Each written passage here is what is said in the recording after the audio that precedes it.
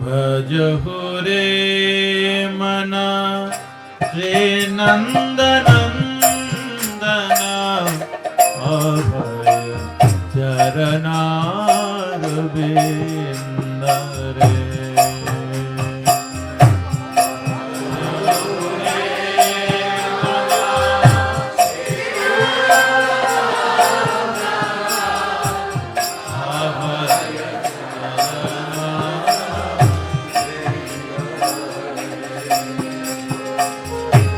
दुर्लभ मानव जन्म सत्संगे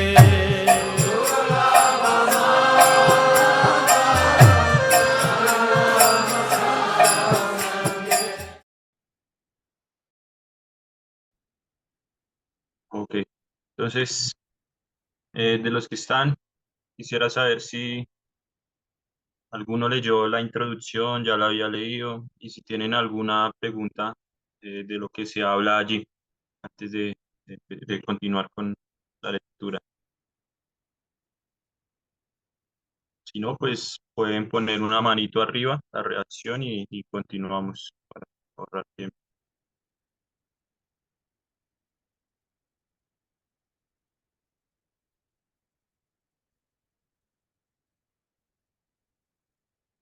Ok, entonces, una pequeña recapitulación de lo que llegamos a hablar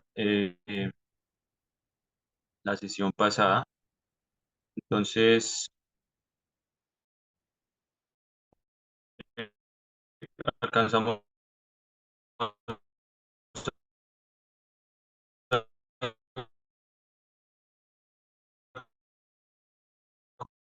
cubrir el texto número uno. Entonces, la pregunta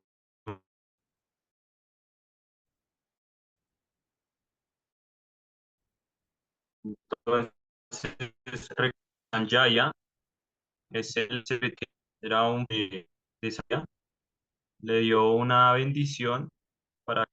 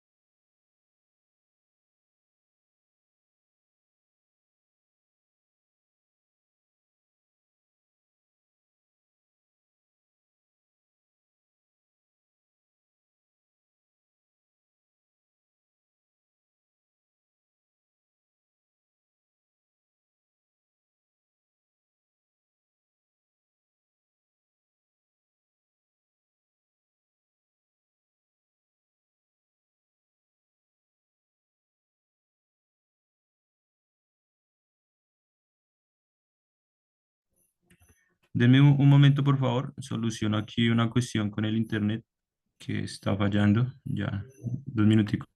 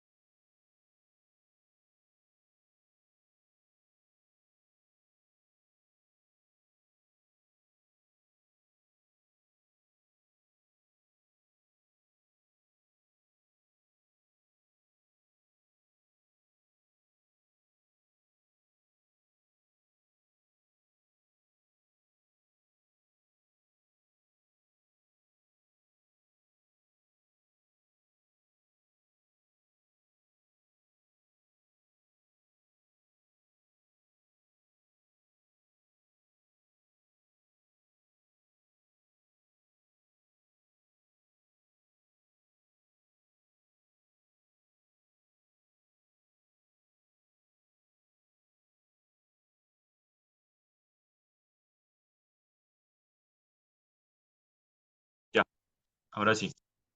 Entonces, Sanjaya es el secretario personal de Dhritarashtra y a la vez Sanjaya es discípulo de la gran personalidad que escribe el Bhagavad Gita. Su nombre es Srila Vyasadeva. Entonces, Sanjaya recibió de su maestro espiritual una bendición a través de la cual él tenía la capacidad de ver el campo de batalla aunque no estuviera allí presente. Entonces, el campo de batalla estaba ocurriendo en Kurukshetra, pero Sanjaya y Dhritarashtra se encontraban en su palacio, ubicado en Hastinapur. Entonces, esto quedaba muy retirado y, y no había posibilidad de que supieran qué estaba sucediendo en el campo de batalla. Pero debido a la bendición que Sanjaya tenía, era como si él pudiera visualizar todo el escenario, todo lo que estaba sucediendo en el campo de batalla, como en una televisión. Es un poder místico en estas eras, debido a la práctica del yoga y de las austeridades, los humanos lograban desarrollar ciertas habilidades como telequinesis, telepatía, y Sanjaya poseía una de estas cualidades y eso le permitía ver el, el campo de batalla o lo que estaba sucediendo aún sin estar presente. Entonces, como bien lo hablamos la clase pasada, Dhritarashtra hace esta pregunta de ¿qué hicieron mis hijos y los hijos de Pandu? Kin Akurbata, o sea, ¿qué hicieron? Entonces, se explica que esta pregunta no tiene sentido, ya que se da una analogía y es que, por ejemplo, una persona tiene hambre, se sienta enfrente de un plato de comida y es como preguntar ¿y qué hizo después? O sea, es obvio que va a comer. Entonces, esta pregunta de Dhritarashtra hace énfasis o referencia a la preocupación que él tenía por si sus hijos podían obtener algún beneficio estando en medio del campo de batalla de Kurukshetra. Entonces, para recapitular un poco, encontramos en esta línea Dharma Kshetre Kurukshetre. Entonces, Kurukshetre hace referencia al nombre del lugar en el que está ocurriendo el campo de batalla. Y Dharma Kshetre significa que este es un lugar sagrado, peregrinaje, donde prevalece la religión, verdadera religión, Dharma. Esto no es movimiento espiritual con intereses materialistas o egoístas, envidiosos, sino el Dharma es la verdadera ocupación de la entidad viviente. Entonces, Kshetre viene de una palabra sánscrito que es Kshetra. Kshetra significa campo o cuerpo. Entonces, este Kurukshetre es Dharma Kshetra, o sea, es un lugar sagrado de peregrinaje. Entonces, como Dhritarashtra era consciente de la descualificación de sus hijos, se encontraba preocupado, pero en últimas, él quería saber si había alguna posibilidad de que sus hijos ganaran. Entonces, una vez muere Pandu, el padre de los Pándavas, él muere muy joven, cuando los Pándavas eran unos niños. Entonces Dhritarashtra piensa como, ok, mi hermano ha muerto, eh, yo no puedo reinar, pero quizás mis hijos lo puedan hacer. Entonces esa política de Dhritarashtra es lo que lleva a que se desenlace esta guerra, esta batalla, porque el sentimiento de envidia se origina en primer lugar en el corazón de Dhritarashtra y debido a ello sus hijos crecen con esa misma envidia hacia los Pándavas. Entonces se explica que las políticas, la envidia, la codicia son anomalías que se encuentran presentes o manifiestas dentro de esta naturaleza material, dentro del mundo material. Entonces, este mundo material recibe un nombre, en sánscrito es Kunta. Kunta significa que es un lugar lleno de ansiedades. ¿Qué significa envidia, codicia, deseo de gratificar mis sentidos? Ansiedad.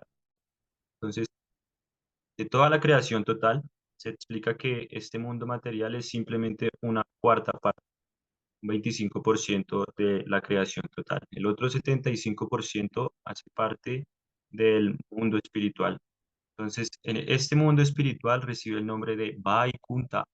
Vaikunta significa que allí no hay ansiedad, está libre de ansiedades. Entonces, por lo tanto, en el mundo espiritual no hay envidia, no hay codicia, no hay eh, odio, ira, todos estos sentimientos que se manifiestan en Dhritarashtra y sus hijos hacia los Pándavas. Entonces, Prabhupada explica que este movimiento para la conciencia de Krishna tiene como propósito educarnos para dejar la envidia, para aprender a no ser envidiosos. O sea, este no es un movimiento para personas envidiosas.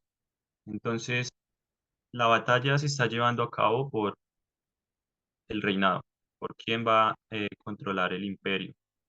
Entonces, estos guerreros reciben el nombre de Kshatriyas. Kshatriya significa administrador o gobernante. Un Kshatriya no era un falso gobernante como los que encontramos hoy en día, actualmente en nuestra sociedad, que comparten esta mentalidad envidiosa de Dhritarashtra. ¿Y qué significa envidia? Envidia significa que tú tienes algo que legítimamente te pertenece y puedes disfrutar de eso, pero yo no quiero que tú lo disfrutes, yo lo quiero para mí. Entonces, ese sentimiento es envidia. Y ese es el mismo sentimiento que prevalece en nuestros gobernantes actualmente, que vemos como cada nación siente envidia de otras naciones que se encuentran más desarrolladas. Las grandes potencias tienen envidia de los pequeños países en donde hay abundancia en flora, fauna, diversidad, biodiversidad, y debido a eso hacen uso de su control para explotar los recursos de estos países, porque en ellos existe la envidia de que no posean estos recursos y hayan otros que los están disfrutando y no sean ellos. Entonces, esa misma envidia aparece en el rey Dhritarashtra. Él no estaba dispuesto a compartir el imperio, así que cultivó en sus hijos esta misma tendencia. Y por eso desde que eran muy niños se creó esta enemistad entre Kurus y Pándavas. Entonces, eh, eso por un lado, para entender cómo un poco más, profundizar más en cuanto a el inicio de esta batalla. Entonces vamos a continuar con el texto número 2. Tomé la decisión de leer sánscrito y traducción como para ahorrarnos un poco de tiempo. Y además este es un capítulo que no tiene muchos conceptos filosóficos, es más como una descripción de los diferentes soldados y los síntomas de Arjuna por los cuales él se lamenta. Entonces vamos a leer sánscrito y traducción y significado. Entonces para recordar, aquí están, eh, un momento, no, no, bien. Eh, un-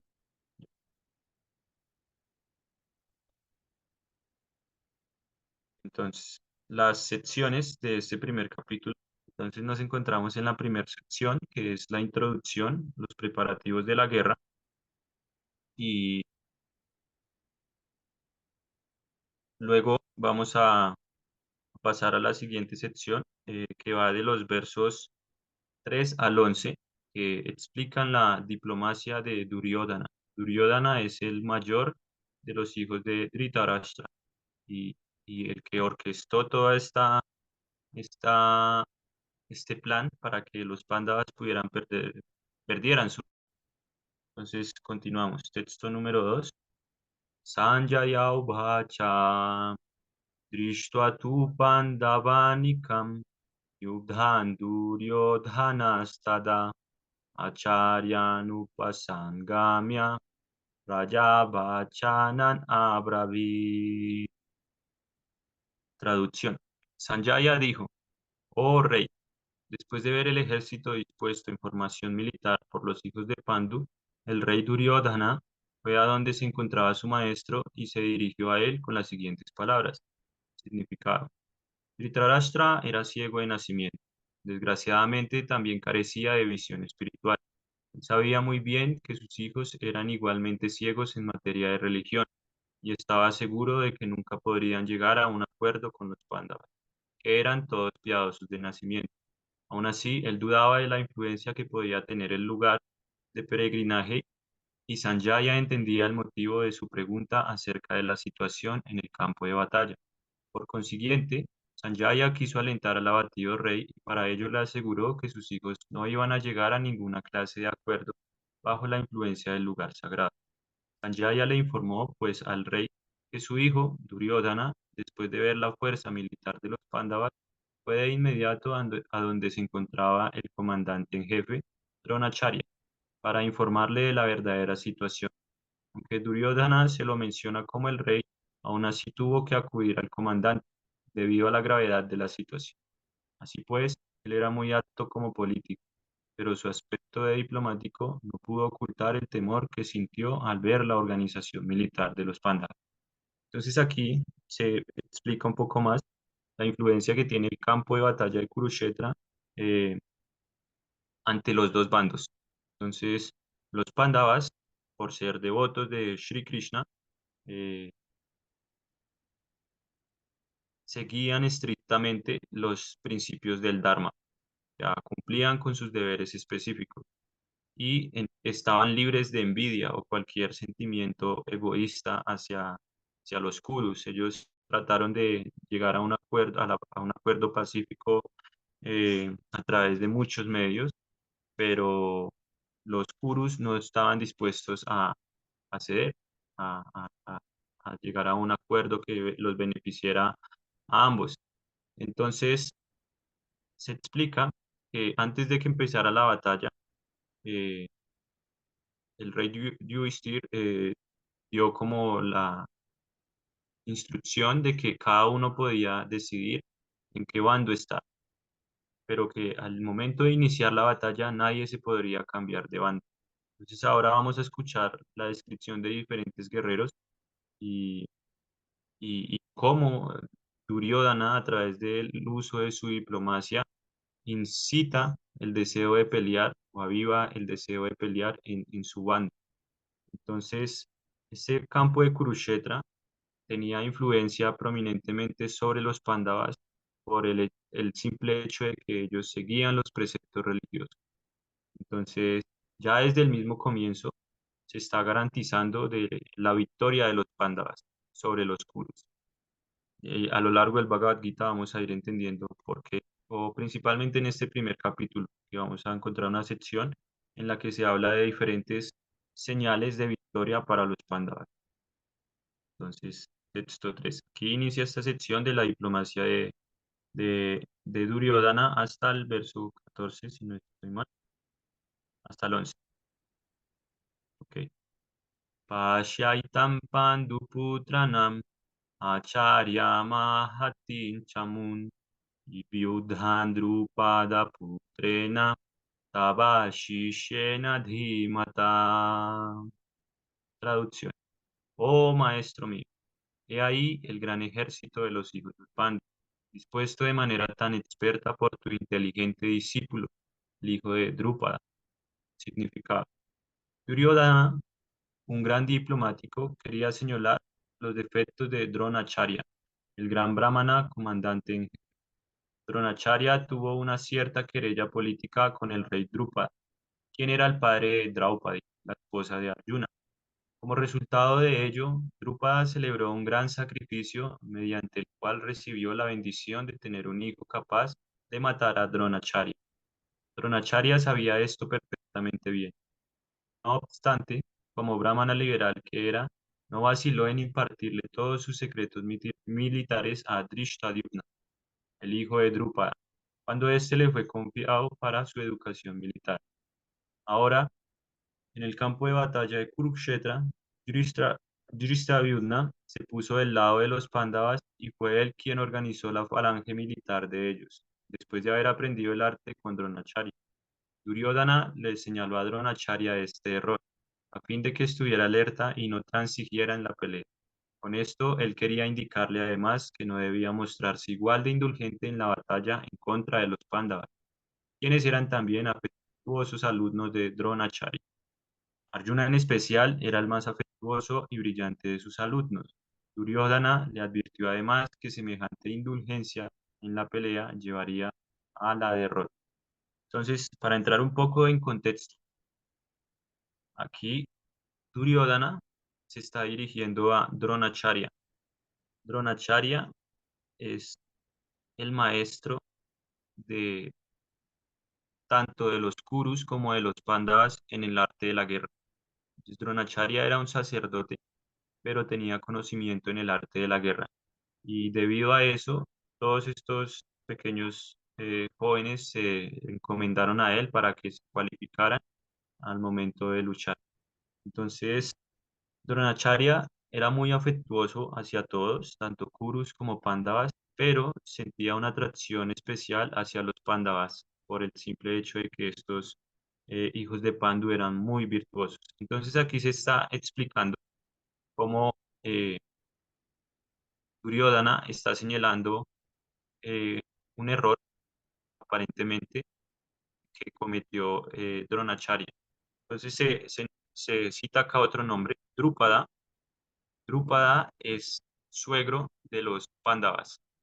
Su hija Draupadi es la esposa de los 5 Pándavas. Entonces se explica en el Mahabharata, que es la escritura que narra muy bien eh, los diferentes días de esta batalla.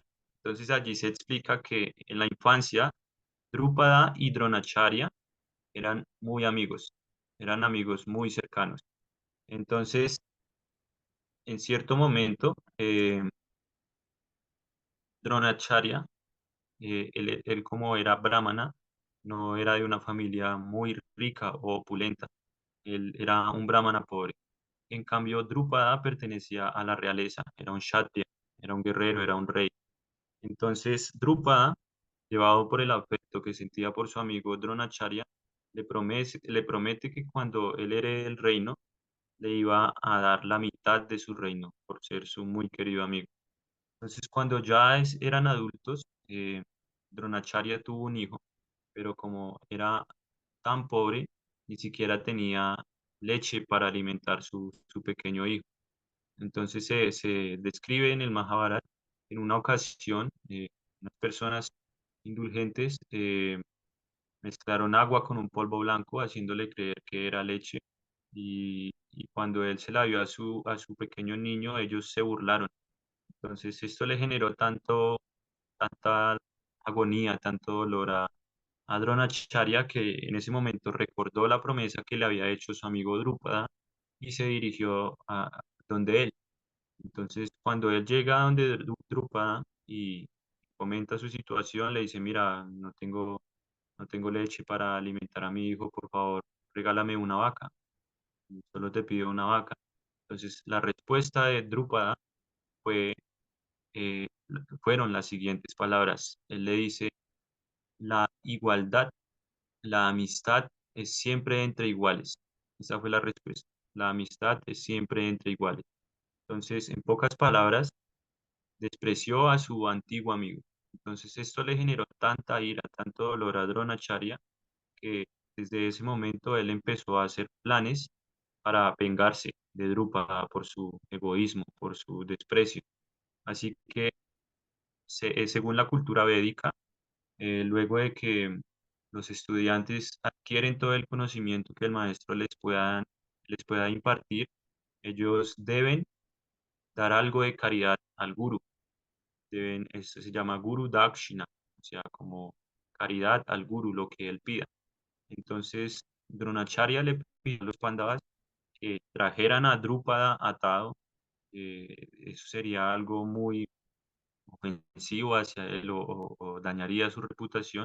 Así que de los Pandavas, o de todos, el único que pudo atar y llevar a Drúpada a Dronacharya fue Arjuna, el protagonista de este diálogo junto con Krishna. Entonces, de todos los guerreros, Arjuna era el guerrero más valiente, el mejor de los guerreros, y por eso era muy querido por Dronacharya. De todos, él era el favorito, por sus habilidades, su cualidad en el arte de la guerra. Entonces, una vez Arjuna lleva a Drupada, Drupada aprovecha esta situación para eh, deshonrarlo, hacerlo perder honor, y se apropia de la mitad del reino que en algún momento Drupada le había prometido.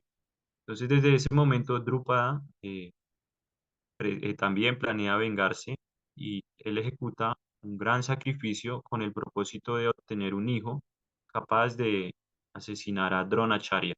Entonces, ese hijo es Drishtadyumna. Drishtadyumna es el guerrero que está dirigiendo las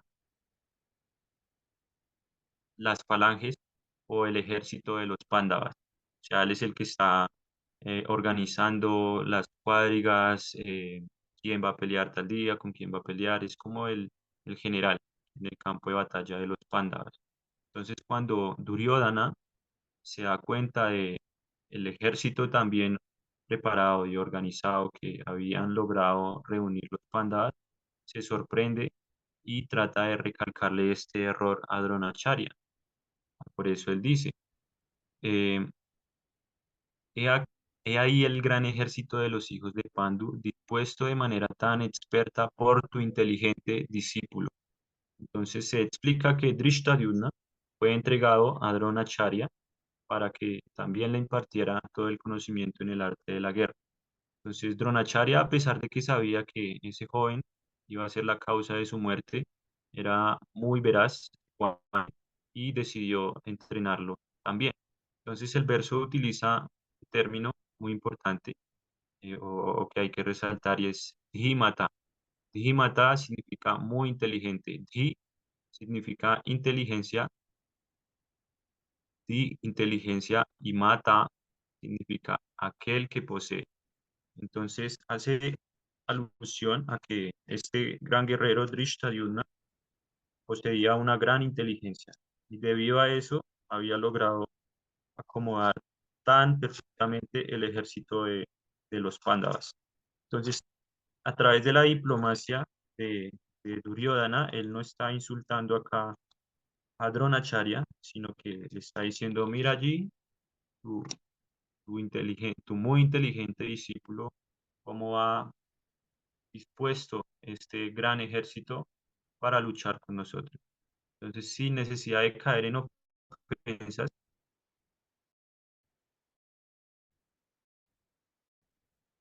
él está incitando el, el deseo o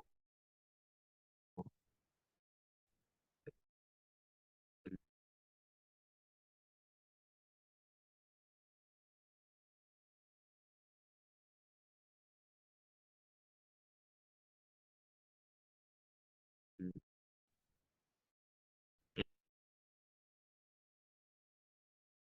el ánimo de lucha.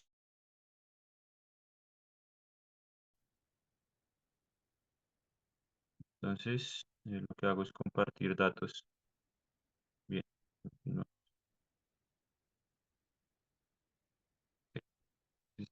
texto número 4. Atrashura Maha, Atrashura Maheshwasa, Bhimarjuna Samayudhi, Yuyudhano Viratascha, Drupadascha Maharataha. Traducción. Aquí en este ejército hay muchos arqueros heroicos de la talla de Bhima y Arjuna, grandes guerreros como Yuyudhana, Virata y Drupada. Significado. Aunque Drishtadyumna no era un obstáculo muy importante frente al gran poder de Dronacharya en el arte militar, había muchos otros que sí eran causa de temor. Duryodhana los menciona diciendo que son grandes obstáculos en el sendero de la victoria, porque todos y cada uno de ellos era tan formidable como Bhima y Arjuna. Él conocía la fuerza de Bhima y Arjuna y por eso comparó a los demás con ellos. Entonces los Pándavas son cinco hermanos. Los Kurus son 100. Los hijos de Dhritarashtra fueron 100 y los hijos de Pandu fueron 5. Entonces, los principales de esos hijos de Pandu son Yudhishthir, que es el rey, o sea, él es el primogénito, eh, el mayor de estos 5 hermanos, Arjuna y Bhima. O sea, de estos tres principales, el mejor en el arte de la guerra era Arjuna. Entonces, ¿por qué en esta ocasión Duryodhana nombra en primer lugar a Bhima? Porque Bhima se describe como un guerrero muy fuerte, o sea, que tenía la capacidad de realizar tareas hercúleas, o sea, tareas muy pesadas. Y Duryodhana conocía que si él era, si él podía ser matado por alguien en el campo de batalla, esa persona que lo mataría sería Bhima. Entonces, un poco más de contexto, antes de que iniciara la guerra, eh, en el momento en que se encuentra apostando Yudhishthir contra Duryodhana y va perdiendo poco a poco todas sus posesiones, todo lo que le pertenecía a su reino, lo último que le quedaba a los Pándavas era su querida esposa, Draupadi. Entonces Draupadi era una mujer casta, era una devota también, era una mujer que salía sobre las demás. Entonces, llevado por la ambición o por el deseo del juego, Maharaj Yudhishthir apostó lo último que les quedaba, su esposa. Entonces, como ese juego estaba siendo manipulado por trucos, eh, perdió también en esta ocasión a su esposa. Entonces, en el momento en que Maharaj Yudhishthir pierde a su esposa, uno de los hijos de Dhritarashtra, los hermanos de Duryodhana, él era de nombre, ah, me olvidó, su nombre era, si no estoy mal, O sea, Dushyothana. ¿Cómo? el tío, No, no, no, no, no, el hermano, el que toma a Draupadi por el cabello. ah, Creo que es Dushasana, Dushyothana. Dushasana. Dushasana, sí, Dushasana. Entonces, Dushasana se dirige hacia la habitación en la que estaba Draupadi y la toma por el cabello y la arrastra por toda la asamblea. Entonces, cuando está en medio de la asamblea, eh, todos los Kurus, llevados por un deseo de lujuria o de morbo, tratan de desvestir a Draupadi en medio de toda la asamblea. Entonces, esta acción es una ofensa muy delicada, porque como ella era una mujer casada, en la cultura védica se dice que una mujer solo puede estar desnuda frente a su esposo. Entonces, estos Kurus trataron de desvestir a Draupadi de una manera violenta y grosera. Entonces, como Draupadi era una devota de Krishna, la suprema personalidad de Dios, en su corazón ella pidió ayuda como Krishna, ayúdame. Entonces, Krishna manifestó su opulencia mística y la cubrió con una tela ilimitada. Entonces los Kurus empezaron a jalar su vestido, pero la tela nunca se acababa, así que no pudieron desnudarla. Y el malvado de Duryodhana pretendía, o más bien le pide a Draupadi que se siente en su regazo, como ven, siéntate en mi muslo, en mi pierna. Entonces, en medio de esta asamblea se encontraba Bhishma, que ya vamos a escuchar de él. El abuelo Bhishma era abuelo de los Pándavas y el tío de Dhritarashtra y de Pandu, pero debido a que él no tenía descendencia, no pudo reinar, así que el reino fue cedido a los Pándavas. Tanto Bhishma como Dronacharya también eran devotos. ¿Qué quiere decir esto? Que eran favorables hacia Krishna y sus devotos, los Pándavas. Pero el motivo por el cual ellos se encuentran en el bando opuesto, en el bando de los Kurus, se debe a que como los Pándavas habían perdido sus posesiones, su reino, ellos dependían económicamente de lo que los Kurus les ofrecían. Entonces se explica que ellos vivían o recibían mucha opulencia por parte. Entonces, por etiqueta, ellos debían pelear en el bando de quienes le estaban brindando su sustento. Entonces, ellos se encontraban en medio de la asamblea y debido a que estaban siendo mantenidos, por decirlo así, económicamente por los Kurus, no pudieron entrometerse en este acto atroz de tratar de desnudar a Draupadi. Y aún sabiendo de que estaba mal lo que los puros estaban haciendo, pero por etiqueta, por diplomacia, ellos no dijeron ni una sola palabra. Entonces, aquí, en ese momento en que los Pándavas son desterrados a 13 años de exilio, no, 12 años de exilio y uno lo tenían que vivir privado, nadie tendría que saber nada de ellos. Bhima, el guerrero que se está nombrando acá, uno de los Pándavas, hace 3 votos. Uno de esos votos es que él iba a matar a cada uno de los guerreros, de los hijos de Dhritarashtra, a los 100.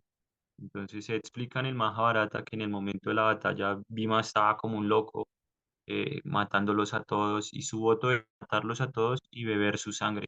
Entonces Bhima estaba como una bestia, cortando cabezas, abriendo pechos y tomándose su sangre. Entonces suena algo fuerte, suena algo violento, pero ellos eran guerreros. Entonces ese era su comportamiento. Ese fue uno de los votos que Bhima hizo, matar a cada uno de los hijos de Dhritarashtra. Otro de los votos que él hizo fue matar a Dushasana, sacar su corazón del pecho y con la sangre de Dushasana bañar el cabello de Draupadi por la ofensa que él había cometido al tomarla por el cabello. Entonces él le dijo a Draupadi que no se volviera a recoger el cabello hasta que él no se lo bañara con la sangre de Dushasana. Entonces, en la cultura védica se explica que una mujer casta, una mujer con principios, siempre permanece con su cabello recogido, porque el cabello suelto se explica allí que es sinónimo de querer atraer al sexo opuesto. Entonces, una mujer casta está comprometida con su esposo, así que siempre mantiene cubierto o recogido su cabello. Entonces, ese fue el segundo voto que realizó Bhima. Y el tercer voto que realiza Bhima fue el voto de romper con su masa el muslo o sí, el, el muslo de Duryodhana, por él ser tan eh, indulgente y proponerle a Draupadi que se sentara en su regazo, aun sabiendo que estaba casada y que sus esposos estaban presentes. Entonces, por esa acción, por esa ofensa, Bhima hace el voto de romper el muslo de Duryodhana. Entonces, como Duryodhana era consciente de esta actitud violenta y severa de Bhima, eh, por eso lo nombra en primer lugar en este verso, porque él conocía que Bhima iba a ser la causa de su muerte. Entonces, bien, eso por un lado. Entonces aquí vamos a empezar a escuchar una descripción primero del bando opuesto, porque Duryodhana toma la posición de decirle a Dronacharya, como ya escuchamos en el verso anterior, mira, ahí está el ejército de los Pándavas, muy bien organizado, de manera muy experta por tu inteligente discípulo. Entonces él empieza a hacer una descripción del bando opuesto y se dice que eso es un acto de diplomacia, porque cuando uno va a luchar, tiene que medir la fuerza del oponente para despertar en uno mismo el deseo por pelear, como la ansiedad, como conozco su fuerza, entonces ya sé con qué me voy a enfrentar. Entonces, Duryodhana está haciendo estas descripciones para que en su bando se avive ese deseo de pelear. Y a pesar de que la fuerza que, se- que encuentran en el bando opuesto, eh, a través de estas descripciones se le espera que todos los soldados se convenzan de que pueden ganar. Entonces, continuamos. Texto número 5. Como lo había dicho la vez pasada, por favor, pregúntenme a medida que yo vaya hablando, hagan preguntas. Eso hace que sea más amena más ameno el estudio y que no sea como tan Sí, teórico de que yo hablo, ustedes escuchan. ¿Cómo, Rey? Sí, mm, Draupadi al fin tuvo que sentarse en el regazo de, de, de Duryodhana. este, pues, sí, de Duryodhana. ¿Ella lo No, no, no, tuvo no, que hacer no, o ella no, no, no, evitó? no, no, porque en ese momento es que ellos tratan de desnudarla y ella es protegida por el poder místico de Krishna, es cubierta con una tela infinita. Entonces, luego de eso, eh, los destierran, los mandan a vivir al bosque. Entonces, no, no alcanzó, él lo hace como de manera eh, ofensiva hacia los Pándavas, porque Duryodhana conocía qué tan querida era Draupadi para los Pándavas, así que lo hace de una manera burlona, como ofensiva hacia ellos porque ellos se encontraban indefensos, no podían hacer nada en ese momento porque habían perdido sus armas, ellos también se encontraban desnudos, entonces lo que él estaba tratando de hacer era poner el honor de los Pándavas por el piso, o sea, como, sí, como deshonrarlos hasta donde más no podía. Entonces, con la propuesta que él le hace, él lo hace como de una manera muy irónica, como Draupadi, ven, siéntate en el regazo, mira a tus esposos, son unos inútiles, no tienen nada para brindarte protección. Entonces lo hace desde esa posición para y, men- eh, pisotear la honra de los Pándavas, pero no, no alcanza a sentarse. Cristian, ¿quiere preguntar algo? No, yo iba a decir algo que en el día, bueno, hace tiempos yo leía el Mahabharata y, pues me pareció algo bonito que como resaltaba como lo devoto que era Draupadi, que en ese momento justo cuando yo estaba a punto de que le jalaran su dote y se lo estaban, eh, Sari, bueno, el vestido de ella, su sari, como que ella se rindió porque ya se dio cuenta que no, pues que no podía hacer nada, al ver que pues sus esposos tampoco podían hacer nada. Entonces ella como que dijo, según lo que yo leí, era como, bueno, dicen que estás presente donde el devoto canta sus glorias, entonces yo me entrego a ti. Y en ese momento cuando ella se rindió, se dice que fue cuando empezó su sari a emanar tele ilimitadamente. Entonces ese es como algo bonito para ajá, resaltar como el nivel de devoto de devoción el nivel de devoción que tenía Draupadi. claro, así es. Bien, entonces continuamos. Texto número 5. Drishta Ketu Shekitana Kashirascha Viryavan Urujit Kunti Bhojascha Chaibhyascha Narapungavaha. También hay grandes heroicos y poderosos guerreros, tales como Drishtaketu, Shekitana, Kashirash, Urujit, Kuntibhoja y Chaibya. Texto número 6. Yudhamanyu Shavikranta, Uttamauja Shaviyavam, Saubhadro Draupadeyascha, Sarvaheva Maharataha. Están el magnífico Yudhamanyu, el muy poderoso Uttamauja, el hijo de Subhadra y los hijos de Draupadi. Todos estos guerreros son grandes combatientes de cuadrilla. Bien, entonces ahí ya eh, Duryodhana termina la descripción del bando opuesto de los Pándavas. Ahora él inicia a describir su bando. Entonces, una vez escuchaba eh, una clase donde Prabhupada eh, dice que muchas veces podríamos preguntarnos, bueno, si el Bhagavad Gita es un libro que puede otorgar la liberación del cautiverio material, iluminación trascendental, ¿qué beneficio puede traer consigo leer estos nombres o recitar estos nombres?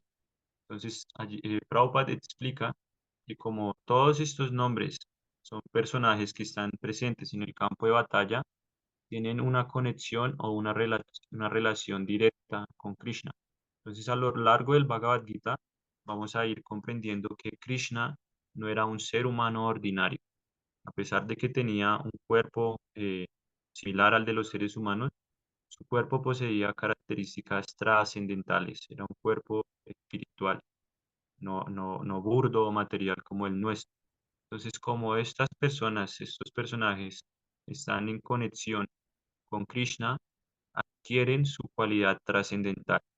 Entonces, leer estos nombres de estos guerreros también trae iluminación, trae purificación a nuestra existencia. Entonces, a pesar de que es un capítulo no muy filosófico, también tiene un gran impacto en nuestra conciencia y en nuestro corazón, en nuestra mente, y la limpia de las cosas impuras, las cosas indeseables. Bien. Asmakam tu vishas, asmakam tu vishishtaye, bodhadviyotama, naya kama masainyasya, samvyartam tam brahmite. Traducción. Mas para tu información, oh, el mejor de los brahmanas, permíteme hablarte de los capitanes que están especialmente capacitados para dirigir mi fuerza militar. Bhavam Bhishmascha Karnascha Vipascha Samitinjaha Ashwathama Vikarnascha Saumadatis Tathaiva cha. Hay personalidades tales como tú, Bhishma, Karna, Kripa, Ashwatthama, Karna y el hijo de Somadatta, llamado Bhurishrava, todos los cuales triunfan siempre en la batalla. Duryodhana menciona a los héroes excepcionales que participarían en la batalla, los cuales triunfan siempre. Karna es el hermano de Duryodhana, Ashwatthama es el hijo de Dronacharya y Saumadati o Bhurishrava es el hijo del rey de los Valkas. Karna es el medio hermano de Arjuna, ya que Kunti lo tuvo antes de su matrimonio con el rey Pandu. Dronacharya se casó con la hermana gemela de Kripacharya. Entonces, eh, aquí algo importante en este verso es que Duryodhana está nombrando en primer lugar a Dronacharya. Esto con la intención de que, bueno, la etiqueta indica que antes que los kshatriyas, que los guerreros, se encuentran los brahmanas. Entonces, como lo dice en el verso anterior, oh tú el mejor de los brahmanas, Dronacharya es un brahmana, no es un guerrero. Entonces, por esa razón, él lo está nombrando en primer lugar en este verso, porque el mejor de los guerreros era Bhishma, el abuelo Bhishma. No había nadie que se igualara en fuerza al abuelo Bhishma. Pero entonces, si Duryodhana hubiera nombrado en primer lugar a Bhishma, eso quizás hubiera sido ofensivo para Dronacharya y lo hubiera hecho sentir como menos, como Bhishma es el más. Pero debido a la etiqueta, él nombra en primer lugar a Dronacharya y Bhishma no tiene ningún problema, porque él conoce muy bien la etiqueta. Entonces, estos pequeños detalles hacen o demuestran la diplomacia de Duryodhana para inspirar en su ejército el ánimo de pelear, sin que unos se sientan menos que otros, sino como en una igualdad de fuerza. Entonces, él está nombrando diferentes guerreros eh, con el propósito de incentivarlos a luchar. Se dice que Vikarna es uno de sus hermanos y de todos los hijos de Dhritarashtra, Vikarna fue el único que no estuvo de acuerdo o trató de impedir que Draupadi fuera desvestida. Entonces, antes de la guerra, él no sabía en qué bando debía pelear. Entonces, Duryodhana aquí lo está nombrando para comprometerlo con él, como tú tienes que pelear de mi lado, por ese lado. Vamos a tratar de ir un poquito rápido, porque pues después de este capítulo ya los versos tienen mucha sustancia. Anyechaba hava shura madharte tyakta jivitaha shastra praharana Sarve Yudha Visharadaha. Hay muchos otros héroes que están dispuestos a dar la vida por mí. Todos ellos están bien equipados con diversas clases de armas y todos tienen experiencia en la ciencia militar. En lo que se refiere a los demás, gente como Jayadratha, Varma y Shalya, todos están decididos a dar la vida por Duryodhana. En otras palabras, ya se ha concluido que todos ellos morirían en la batalla de Kurukshetra por haberse unido al bando del pecador Duryodhana. Claro que Duryodhana confiaba en su victoria, a cuenta de la antedicha fuerza conjunta de sus amigos.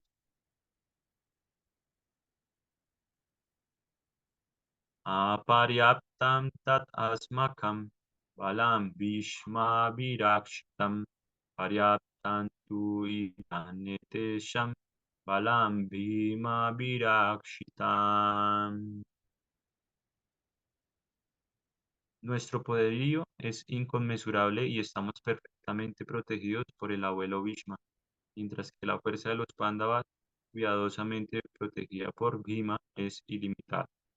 Aquí Duryodhana hace una estimación comparativa de las fuerzas. Él cree que el poder de sus fuerzas armadas es inconmensurable, por estar específicamente protegidas por el general más experimentado de todos, el abuelo Bhishma. En cambio, las fuerzas de los Pándavas son limitadas, ya que las protege Bhima, un general de menos experiencia, que ante Bhishma era insignificante.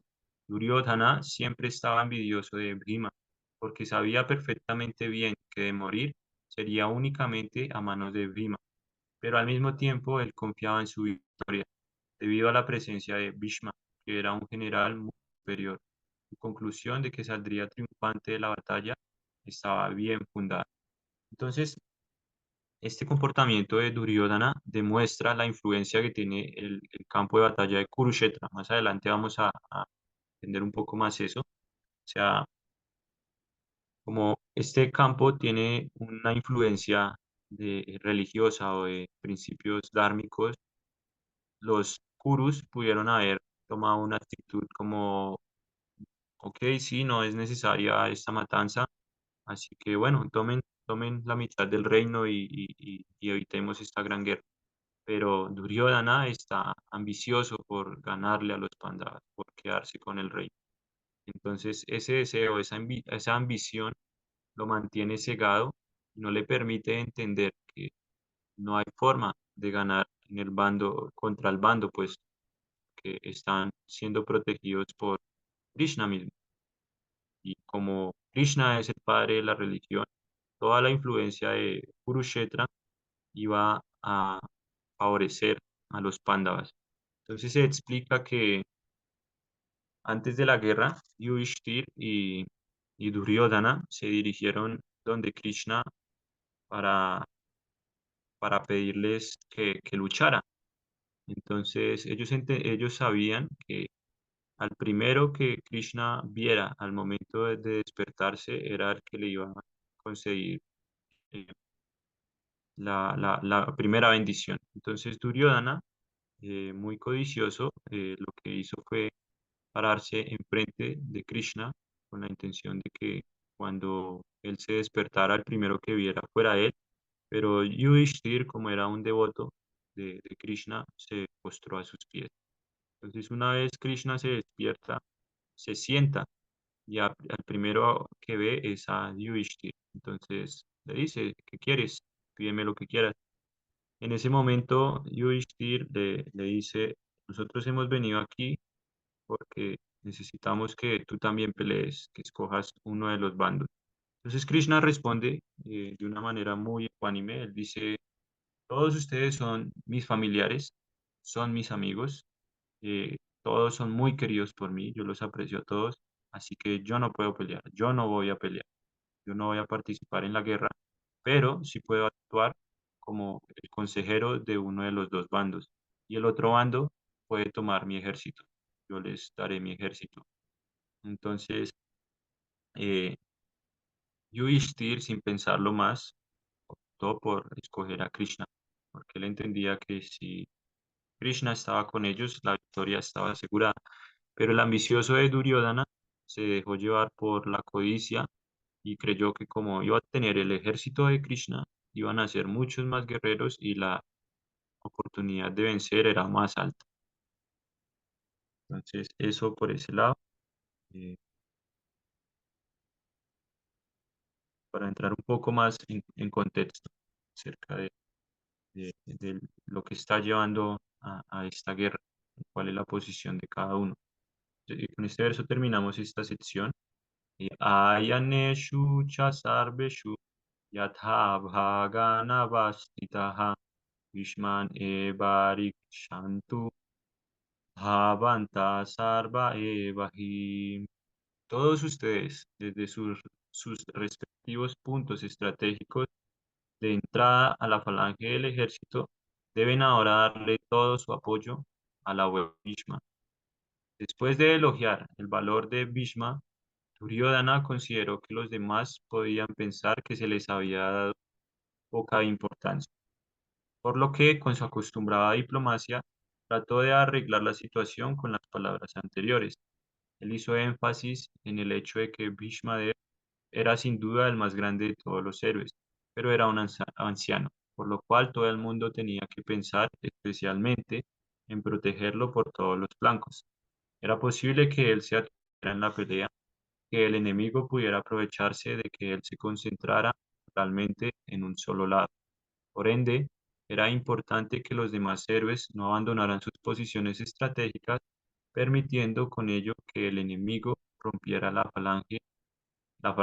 Duryodhana veía claramente que la victoria de los Kurus dependía de la presencia de Bhishma. Él confiaba en el apoyo de Bhishma y Dronacharya en la batalla, porque sabía bien que ellos no habían pronunciado ni siquiera una sola palabra cuando Draupadi, la esposa de Arjuna, les había implorado justicia al hallarse desamparada mientras era forzada a desnudarse en presencia de todos los grandes generales de la asamblea. Aunque él sabía que los dos generales sentían algo de afecto por los Pándavas, esperaba que ahora renunciaran a él por completo, tal como lo habían hecho durante las apuestas. Entonces, en el verso anterior, vemos cómo Duryodhana hace énfasis únicamente en que su ejército está siendo protegido por el gran guerrero Bhishma. Entonces, aquí en este verso, a través de su diplomacia, él trata de remediar un poco la situación y eh, dándole la misma importancia a todos los demás guerreros. Por eso él dice, todos ustedes deben brindarle apoyo al abuelo Bhishma, porque él ya está anciano, entonces eso puede ser una debilidad para que el bando opuesto encuentre un punto débil y- y logren afectarlo a través de su debilidad en cuanto a la edad. Entonces, de esa manera, él como que trata de animar a los otros como para que no se sientan menos guerreros, sino que se mantenga ese espíritu ferviente de lucha. Entonces, entramos en la siguiente sección. ¿Hay alguna pregunta? ¿Casualidad? La sección habla de las señales de victoria para los Pándavas, textos 14 al 20. Sherman está por ahí.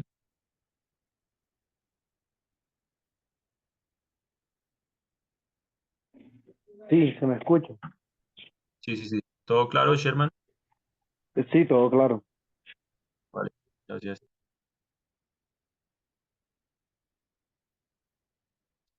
Entonces, aquí empezamos esta nueva sección. Tasya Sanjanayan Harsham Guru Bridha Pitamaha Sinhanadham Vyochai Shankhandhamau Pratapavam. Entonces Bhishma, el magno y valiente patriarca de la dinastía Kuru, el abuelo de los guerreros, hizo sonar su caracola muy estruendosamente, produciendo un sonido como el del rugido de un león y causándole placer a Duryodhana. El patriarca de la dinastía de los Kurus entendía el deseo íntimo que había en el corazón de su nieto Duryodhana, y movido por la compasión natural que éste le inspiraba, trató de animarlo haciendo sonar su caracola con mucha fuerza, como correspondía a su posición semejante a la de un león. Indirectamente, mediante el símbolo de la caracola, le informó a su deprimido nieto que no tenía ninguna posibilidad de lograr la victoria en la batalla. El Supremo Señor Krishna se hallaba en el bando opuesto, mas aún así era su deber dirigir la pelea y no escatimaría esfuerzos en ese sentido. Entonces, Bhishma no dice ni una sola palabra ante lo que está diciendo Duryodhana, sino que él responde con el sonido de su caracol. Entonces, Krishna tiene un aspecto, una de sus expansiones, y que posee cuatro símbolos. Uno de sus símbolos característicos es la caracola. Entonces, con la respuesta de Bhishma al hacer sonar su caracola, él lo hace con la intención de que su nieto no se sienta, no se desmotive, sino que se sienta confiado de que él está en su bando, pero a la vez, con el sonido de la caracola, él está dando a entender que no hay forma de ganar. Krishna está en el bando opuesto y ahí no hay nada que hacer.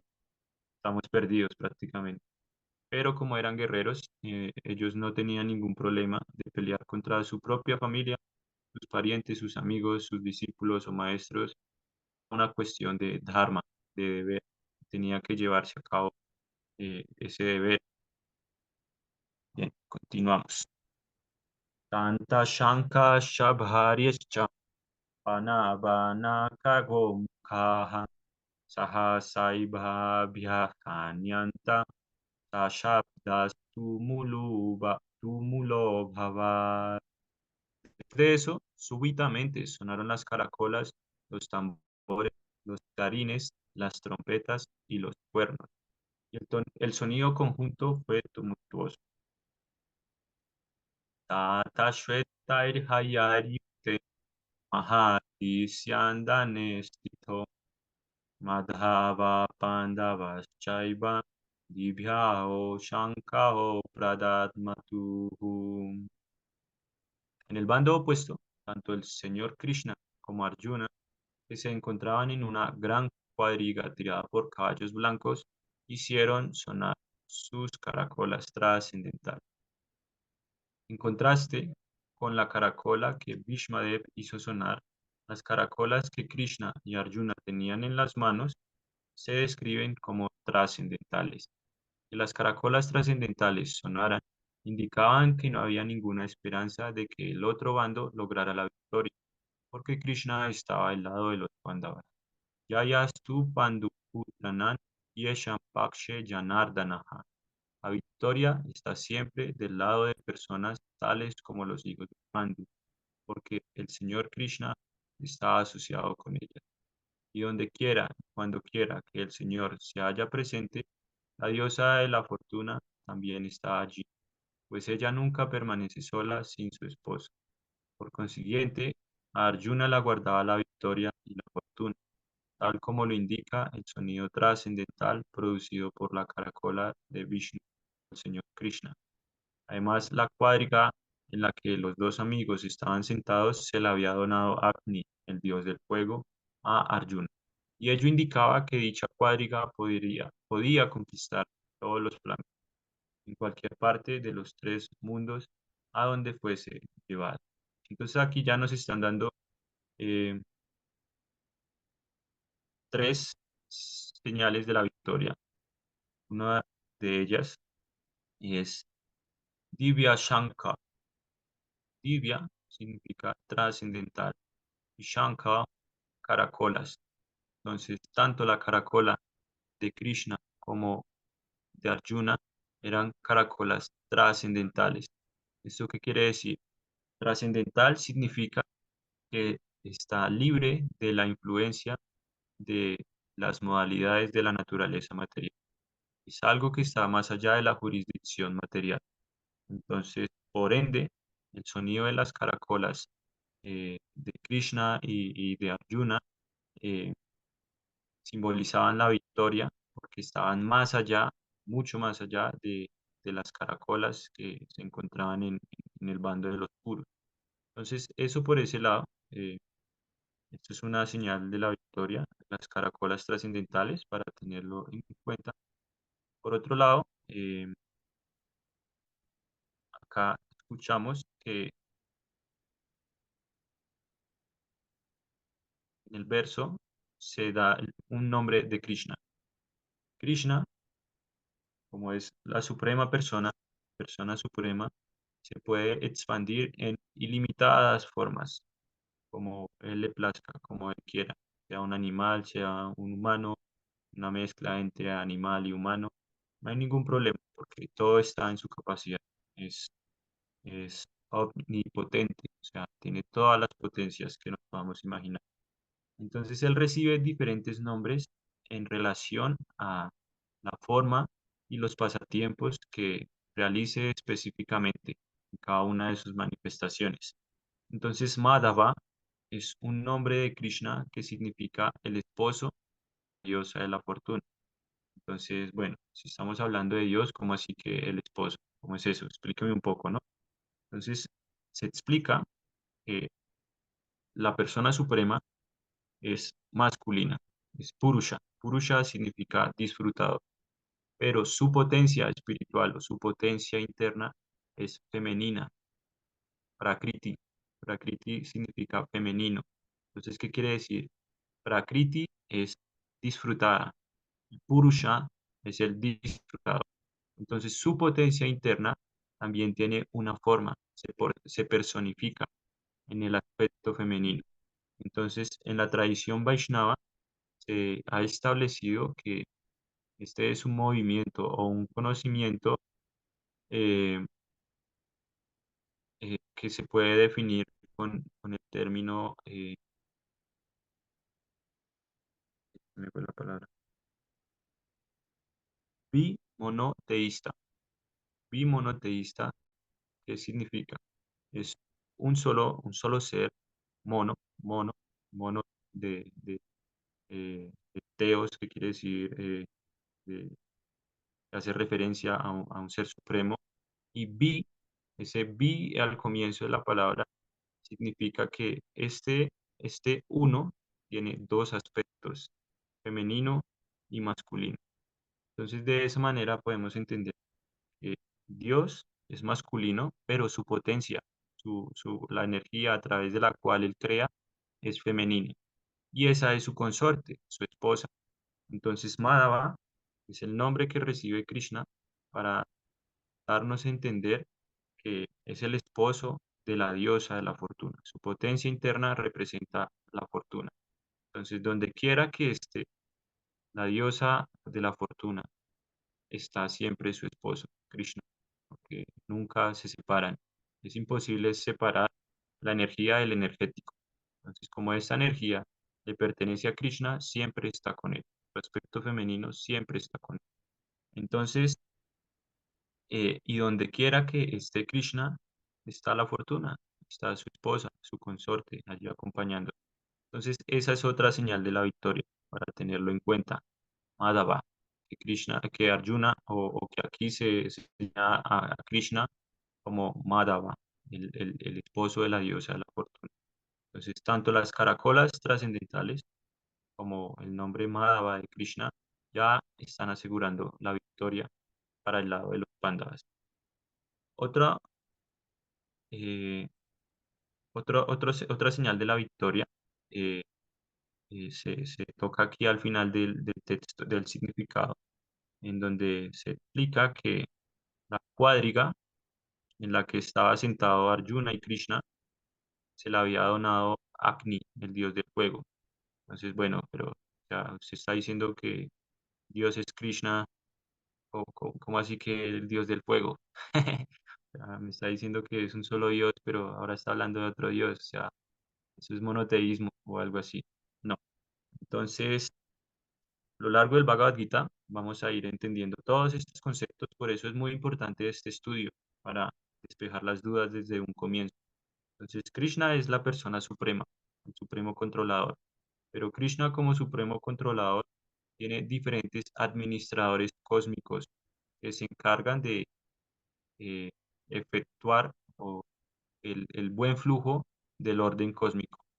¿ya? Entonces, esos diferentes administradores reciben el nombre de semidioses. Entonces, aquí se está nombrando a Agni. Agni es el dios a través del cual el fuego se manifiesta, el semidios del fuego.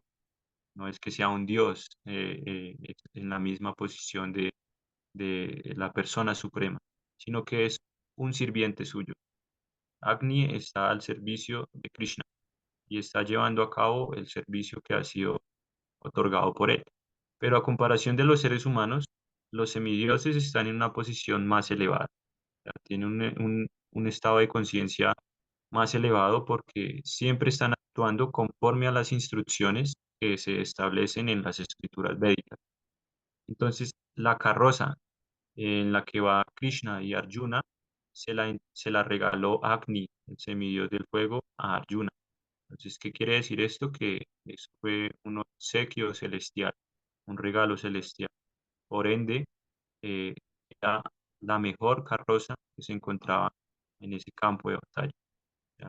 Y eso le generaba a Arjuna también una fuerza indescriptible, el tener como todos estos artículos celestiales. Ese es otro punto. Eh, ¿Eso qué quiere decir? Que quien vaya en esta carroza no tiene forma de ser vencido, siempre va a vencer. Entonces, en este texto encontramos tres señales de la victoria para que las memoricemos. Ah, es fácil de memorizar si pueden apuntar. Caracolas trascendentales, Madhava, el esposo de la fortuna, ya escuchamos la explicación de por qué Krishna recibe este nombre, y la carroza, eh, que fue regalada a Arjuna por el semidios del fuego, Agni.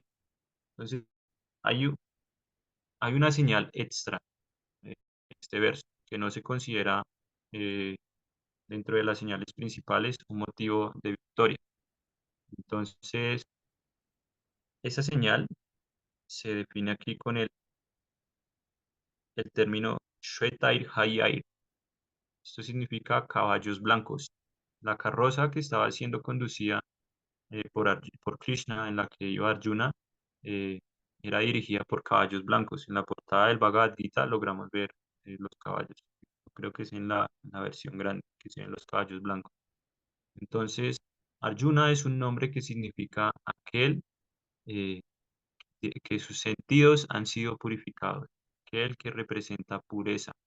Y esos caballos blancos representaban también la pureza de Arjuna. Entonces era síntoma de la grandeza o de la virtud de Arjuna frente a los otros guerreros. Entonces continuamos. Panchajanyan Hrishikeshon Devadhaptandanang Jayaha Paundran Dhakmau Mahashankam Hima Karma Brikodaraha. El señor Krishna hizo sonar su caracola, llamada Panchajanya. Arjuna hizo sonar la suya, la Devadatta. Y Bhima, el que come vorazmente y realiza tareas hercúleas, hizo sonar su aterradora caracola llamada Paundra.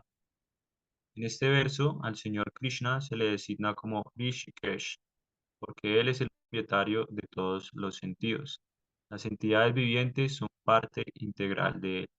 Por ende, los sentidos de las entidades vivientes también son parte integral de los sentidos de él. Los impersonalistas no pueden explicar el porqué de los sentidos de las entidades vivientes y en consecuencia siempre están ansiosos de describir a todas las entidades vivientes como si estuvieran desprovistas de sentidos, como si fueran impersonales.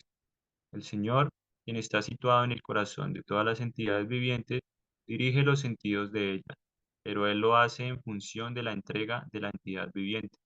Y en el caso de un devoto puro, él controla los sentidos de este directamente.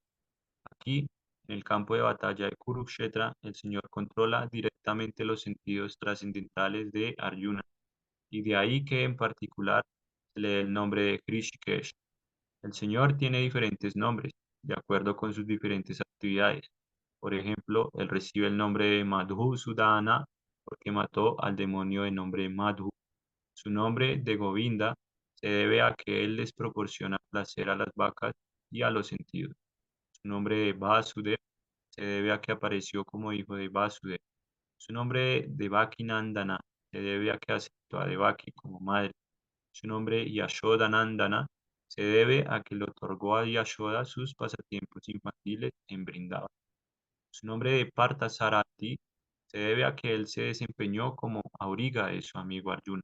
De forma similar, su nombre Hrishikesh se debe a que dirigió a Arjuna en el campo de batalla de Kurukshetra. A Arjuna se lo designa en este verso como Dhananjaya, porque ayudó a su hermano mayor a obtener riquezas cuando el rey las necesitaba para los gastos de diversos sacrificios. De la misma manera, a Bhima se lo conoce como Brikodara, porque podía tanto comer vorazmente como realizar tareas hercúleas, tales como darle muerte al demonio Hidimba. Así que los tipos específicos de caracolas que hicieron sonar las diferentes personalidades del bando de los Pándavas, comenzando con la del Señor, eran todas muy alentadoras para los soldados combatientes. En el bando contrario no había tales ventajas, y tampoco se contaba con la presencia del Señor Krishna, el Director Supremo, ni con la presencia de la diosa de la fortuna. Luego estaban predestinados a perder la batalla, y ese era el mensaje que anunciaban los sonidos de las caracolas. Entonces, aquí escuchamos otro nombre de Krishna, Rishikesh. Entonces, ¿esto qué quiere decir? Eh, si nosotros somos partes fragmentarias de ese ser supremo, quiere decir que los sentidos que hay en nosotros o se manifiestan en nosotros, también se manifiestan en esta persona suprema, pero en su estado original, en su estado puro, no sentidos burdos. Ya Krishna no es que sienta la envidia que nosotros sentimos, el odio que nosotros sentimos, el deseo de matar que nosotros sentimos, sino que sus sentidos son trascendentales. Por esa razón, como nuestros sentidos provienen de los sentidos originales de la persona suprema, él recibe este nombre de Hrishikesh, aquel que está dirigiendo los sentidos de sus devotos. Entonces, para la persona materialista, aquí en el significado escuchamos un término, los impersonalistas. Entonces, existen tres tipos de senderos eh, en general para entender este conocimiento o adentrarse en este conocimiento trascendente. Entonces, existen los ateos que niegan la existencia de esa inteligencia suprema o de que esa inteligencia suprema tenga una forma, un nombre. Simplemente ellos prefieren no creer en nada de eso. Eso es un ateo. Y en sánscrito significa pashanti. Pashanti es el término para referirse a todos aquellos que niegan la existencia de la suprema persona. Luego vienen los impersonalistas. Los impersonalistas son personas muy eruditas. O sea, principalmente Prabhupada aquí se refiere a diferentes movimientos que eh, existen en la India, en donde estas personas se dedican al cultivo de conocimiento de una manera austera, realizan mucha austeridad, penitencias y por esa razón logran obtener cierto grado de conocimiento.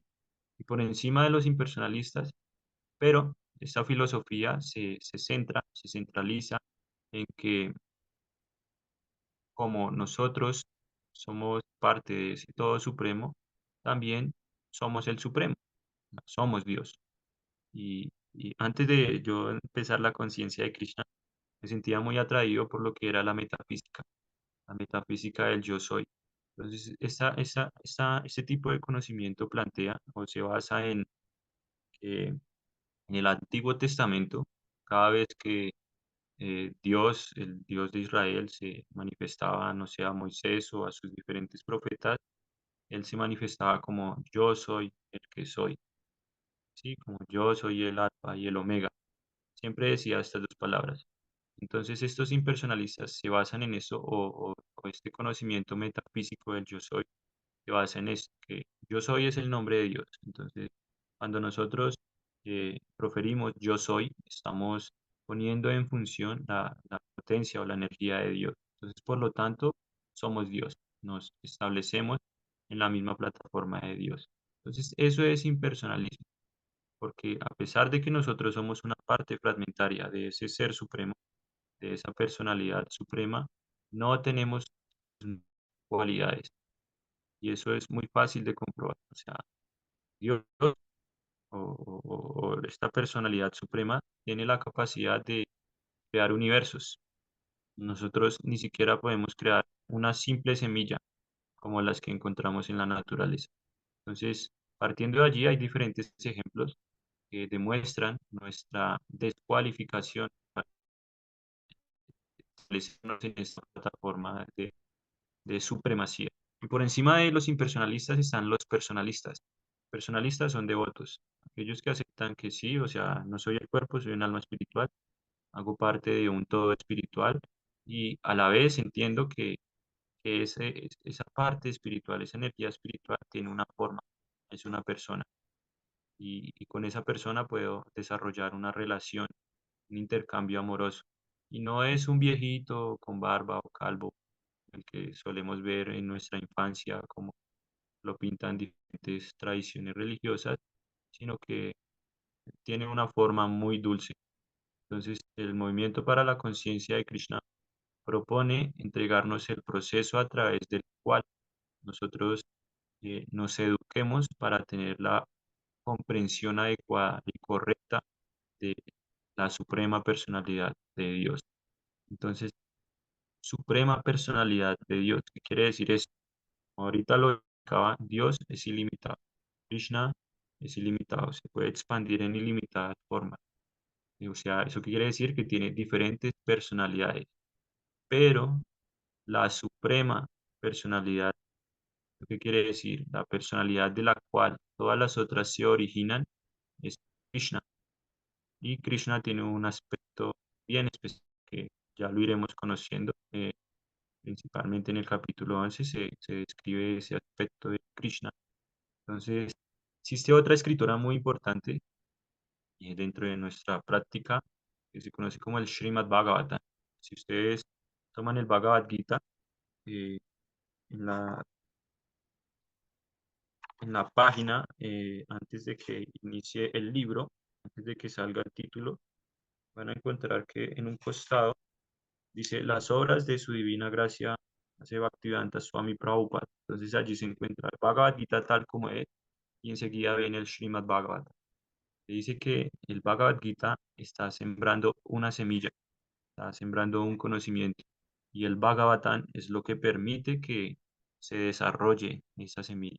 O sea, como que profundiza en todo lo que se establece en el Bhagavad Gita. Entonces el verso más importante del Srimad Bhagavatam o la línea más importante es, dice, Krishnastu Bhagavan Swaya. ¿Qué quiere decir esto? Krishna es el origen de todas las demás manifestaciones o encarnaciones. Por eso vamos a escuchar a lo largo del Bhagavad Gita que se establece a Krishna como la suprema personalidad de Dios, como el origen de todas las causas, la causa de todas las causas. Entonces, si nosotros tomamos esa posición de, como, de una u otra manera, humildad, entender que para obtener conocimiento trascendental debemos obtenerlo de alguien más elevado, más avanzado que nosotros. Este conocimiento se hace fácil de comprender sin sentir que estamos cayendo como en un sectarismo, en algo fanático o en una ideología, sino que el Bhagavad Gita es un libro científico. O sea, no nos lleva a seguir algo ciegamente, sino nos está explicando de pe a pa todos los conceptos. ¿Por qué es así? ¿Por qué es así? ¿Por qué no es así? ¿Por qué deberíamos hacer así? Entonces, eso es lo que hace que esta escritura sea superior a cualquier otro tipo de escritura dentro de este mundo material, eh, porque habla específicamente del aspecto original de la persona suprema. Entonces, ese es el criterio para entender el Bhagavad Gita, entender que Krishna es el origen de toda la manifestación, tanto espiritual como material. Entonces, a muchos no les gusta escuchar eso. Yo por eso casi no toco el término Dios, porque muchas personas se rayan.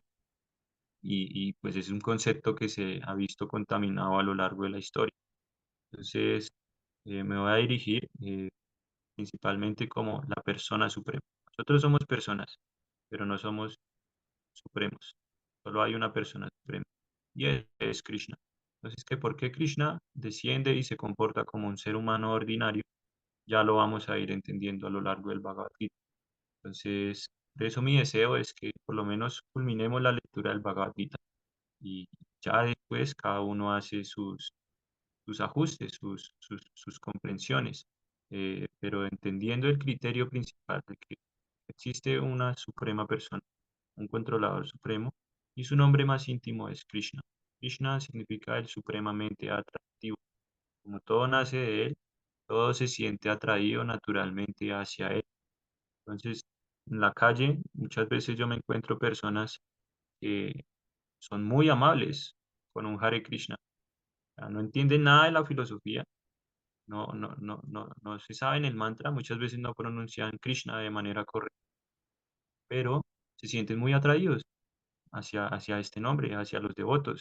Es muy rara la persona que tiene una actitud ofensiva o grosera hacia un devoto. ¿Por qué? Porque eso es Krishna, el supremamente atractivo. Entonces, a lo largo del Bhagavad Gita, iremos entendiendo mejor a esta persona suprema. Me extendí un poquito, entonces Krishna recibe este nombre de Rishikesh. Es que, o sea, para hablar de este nombre, pues, se clases larguísimas. Yo he escuchado clases, diferentes clases de 1 hora, 50 minutos, diferentes clases, no la misma, diferentes clases en donde se profundiza en este nombre. Pero lo más importante es entender que si nosotros tenemos sentidos, si podemos ver, podemos oler, podemos tocar, podemos saborear, podemos escuchar, es porque esos sentidos vienen de la personalidad suprema. Entonces, como provienen de él las controla, los controla, controla esos sentidos. Entonces, cuando el devoto se entrega a Krishna, como entiendo que nada está bajo mi control, eh, todo está siendo controlado por ti, así que úsame como tu instrumento, que es la posición de Arjuna. Krishna se hace cargo de su sentido. Entonces, eso es lo que le permite al devoto controlar sus sentidos, eh, eh, no verse influenciado por las diferentes modalidades de la naturaleza material. Eso por ese lado, no quiero sonar como muy, bueno, una vez un devoto me dijo que al explicar el Bhagavad Gita, uno no debe sacrificar la filosofía. Entonces, si de pronto a lo largo del curso nos acompaña algún ateo, eso va a ser quizás un contenido explícito para ese tipo de personas, pero se van a beneficiar. O sea, muchos los beneficios que se obtienen. El propósito no es, como lo dije desde un comienzo, como sectarizarlo, sino presentar el Bhagavad Gita desde la perspectiva correcta, desde la perspectiva devocional, la posición desde la que se puede entender su mensaje adecuadamente. Antes de que Prabhupada presentara su Bhagavad Gita, ya habían diferentes copias en Estados Unidos, en Occidente, pero no se había logrado hacer ningún devoto. Cuando Prabhupada presentó su Bhagavad Gita, se creó un movimiento internacional. ¿Por qué? Porque presentó tal como es, de manera genuina. El mismo Albert Einstein leía a diario el Bhagavad Gita, pero no entendía quién era Krishna. ¿Por qué? Porque no leyó el Bhagavad Gita tal como es, no leyó el comentario de Prabhupada, que es lo que lo aterriza a uno en cuanto a nuestra verdadera posición como almas espirituales. Bien, eso es lo que quiero compartir de este verso. No alcanzamos a cubrir muchos, pero bueno. ¿Alguna pregunta? Hare Krishna, Hernán. Hare Krishna, Diego. Buenas Te noches a acabo de todos. conectar. Buenas noches a todos. Discúlpeme, llegué un poquito tarde, pensé que no iba a haber la reunión, pero la verdad es que cuando salgo a la calle no llevo mi celular nada porque es inevitable poder llegar a ser víctima de robo, ¿no? Esa es la situación, pero ya llegué. Pasé a mi computador, tengo una mejor visión. No sé, Diego, si tomaría la tarea porque en la reunión pasada dejaste una tarea, ¿no? De leer las primeras páginas, incluida la traducción y estos temas, ¿no? No sé si lo harías, porque vi que empecé un poquito tarde, pero por fortuna yo estoy adelantando mi lectura en lo que es la explicación de la escena de la guerra de Cruceta.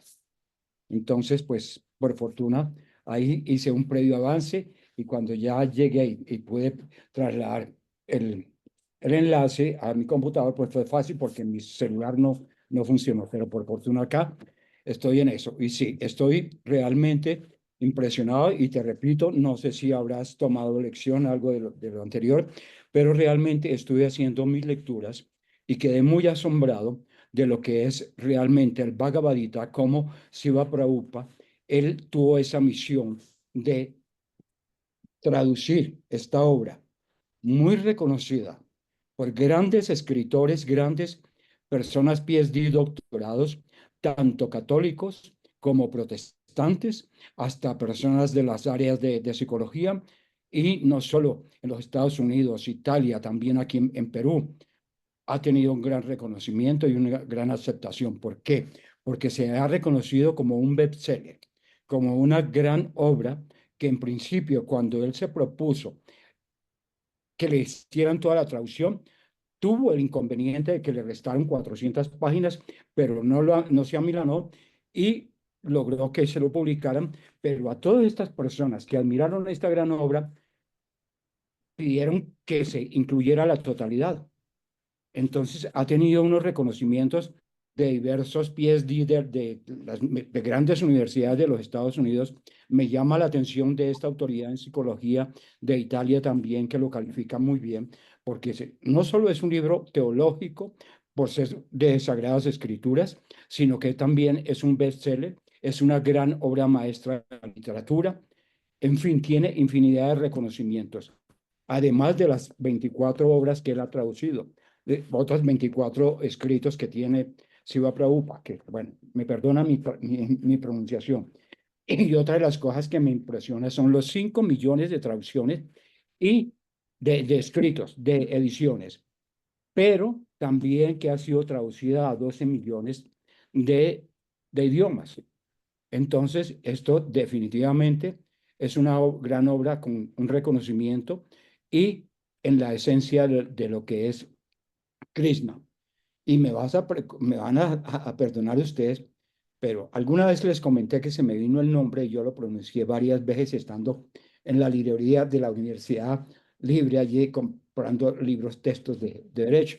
Se me vino y lo repetí, se me quedó y con el compañero que estábamos comprando los libros de nuestro estudio, Derecho Civil, Romano, en fin, todas estas cosas, se quedó impresionado y a lo largo del tiempo, ¿quién es Krishna? Y por favor, discúlpenme porque ustedes veo que sí, Krishna tiene una dualidad en su personalidad, porque dice que en la parte masculina y femenina. Pues Krishna, repito, discúlpeme, perdóneme de antemano, pero sentí siempre que era un hombre muy femenino. Pero mira, todo lo que tienes aquí, por ejemplo, dices que Madhavat, sí es el otro nombre, ¿no? Que él tiene. Madama. Sí, ya hablaré de sánscrito cuando obtenga el título.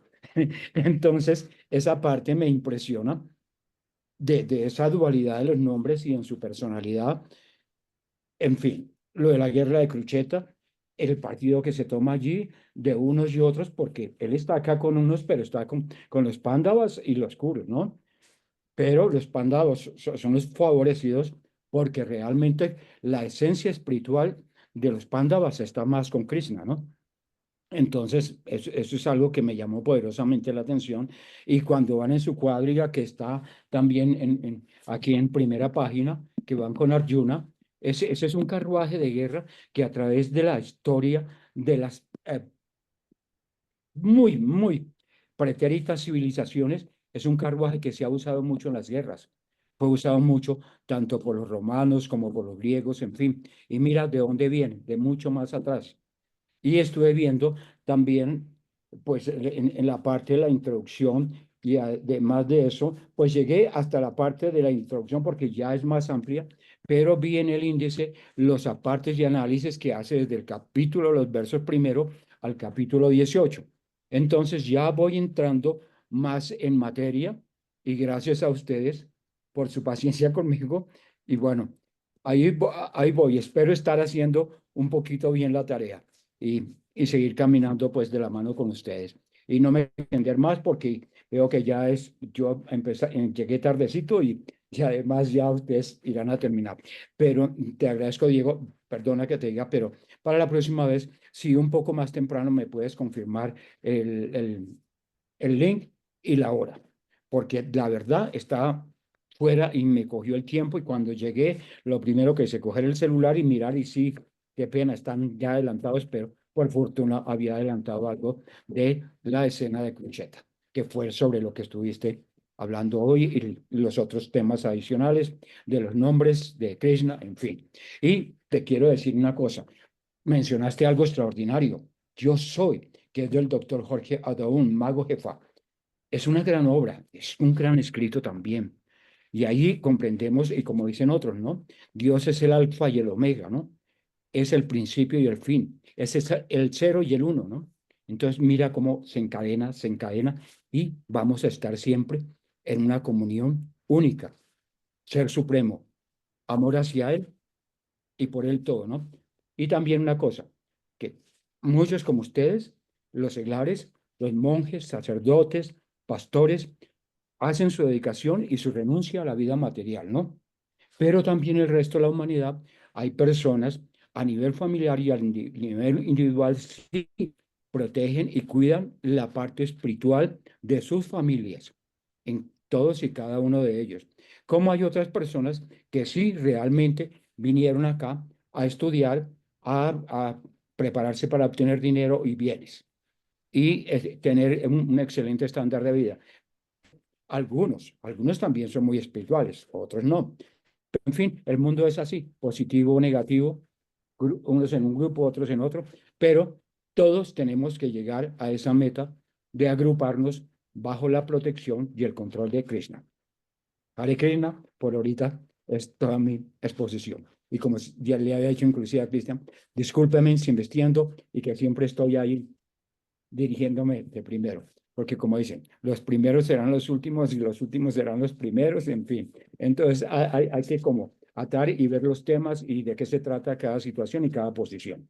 Gracias, Diego, por todo y a todo el grupo. Gracias, de nada, es un placentero cuando las personas participan. Sí, gracias por tu aporte, por tomártelo con sinceridad, en serio. Lo único que quisiera decir es que, o quizás corregir, y es que Krishna no es dual. Krishna es Advaya Gyana. ¿Eso qué quiere decir? Que no hay dualidad en él. Entonces, lo que yo traté de dar a entender es que Krishna es masculino, pero su potencia, su energía es femenina. No quiere decir que tenga una contraparte, sino que su aspecto femenino es parte, es su energía, o sea, hace parte de él. No es que el aspecto femenino sea como un carácter separado de Krishna, no, está siempre con él. Entonces es uno solo, es uno completo que tiene dos aspectos, masculino y femenino, Ah, disfrutador y lo que es disfrutado, ya, energético y energía, no es que se dividan. ah, perfecto, Diego, y eso me hace caer en cuenta alguna vez porque muchas veces se hacen las pastorales sociales de visitar y asistir a los enfermos graves en las clínicas y hospitales, ¿no? Y hay una comunidad que son los Camilos, obviamente del área de los sacerdotes católicos y esto. Este señor, ya fallecido, San Camilo, él decía algo, porque él cuidaba muy bien de los enfermos, entregado con toda su alma y espíritu y su cuerpo, en fin, los cuidaba. Y él decía una cosa, siendo masculino él recomendaba para tener el cuidado de personas muy desfavorecidas, enfermas, pobres, hambreadas, en fin, hay que tener un sentimiento femenino y ese es un sentimiento maternal. Entonces, fíjate cómo entro a conjugar lo que me dices, esa energía de Krishna y con las palabras de Camilo, que él decía eso, ¿no? Tener esa parte femenina para cuidar de los más necesitados. Gracias por la aclaración. No es una corrección, sino una aclaración y es una enseñanza para mí. Gracias, Diego. Gracias a ti. Bueno, nos extendimos un poquito, pero pues, Sherman, ¿quieres decir algo? Sí, sí, hola, ¿cómo están? Buenas noches. No, recomendarte de pronto, sí, de pronto muchas personas no se unieron porque no se acordaron. O sea, y como mandaste el mensaje ya como sobre la hora, o sea, yo era consciente de que hoy había reunión y aún así como 2 horas antes estaba despistado ya. Entonces ya vio el mensaje, tuve el tiempo y me metí enseguida. Pero de pronto si lo mandas 2 horas antes, más gente se conecta porque como que se acuerdan y se programan para meterse a la reunión. Puede ser. Eso es importante. Y ya no, el Claro, resto, gracias, gracias. Es bacano la lectura y pues bueno, sí, también he adelantado mi lectura personal y eso, uno como que aclara mucho el contexto de muchas cosas. Porque bueno, yo como no tenía contexto de ese poco de luchadores y eso, uno asume como lo más básico, como bueno, este está molesto con este es primo de entender lo básico y más o menos como de pronto ir a la profundidad. O sea, la, el problema principal es entre la familia, ¿no? Entonces que la familia se supone que materialmente es lo más cercano. Entonces ya te ponen como ejemplo más crucial para que entiendas que no es necesariamente lo material, sino más allá, que aún así los tiene que matar y qué dilema, pero bueno, ya. No, igual muchas gracias, no voy a estar ahí pendiente de todas las reuniones. gracias por la recomendación. Sí, lo que pasa es que el día de hoy tuvimos la gran fortuna de recibir a uno de nuestros maestros espirituales de nuestra sociedad, un gurú. Entonces, pues el día estuvo así un poco saturado. Yo tenía, ya se me pasó anunciar un poco antes eh, lo de la clase, como recordarlo, porque si estaba aquí y allá haciendo diferentes cosas, entonces se me pasó por alto, pero sí lo voy a tener en cuenta porque yo también como que muchos como que se confiaron, "Ah, de pronto hoy no hay sesión o algo, entonces ya fue muy sobre el tiempo. Pero bueno, ahí estaré compartiendo la grabación eh, para que pues pongan al día los que no pudieron estar presentes. Entonces vamos a dejar hasta aquí. Muchas gracias en verdad por su atención, su compañía. Espero que a medida que vayamos cubriendo el Bhagavad Gita se sigan despejando más dudas o nos logremos iluminar conjuntamente en cuanto a este conocimiento trascendental. Y son muchos los beneficios que van a llegar a nuestra vida. Entonces, nuevamente gracias. Tengan una excelente noche. Seguimos en contacto. Cualquier cosa, tienen mi número. No duden en escribirme y nos vemos el próximo lunes. De Krishna, que estén muy bien. Hare Krishna.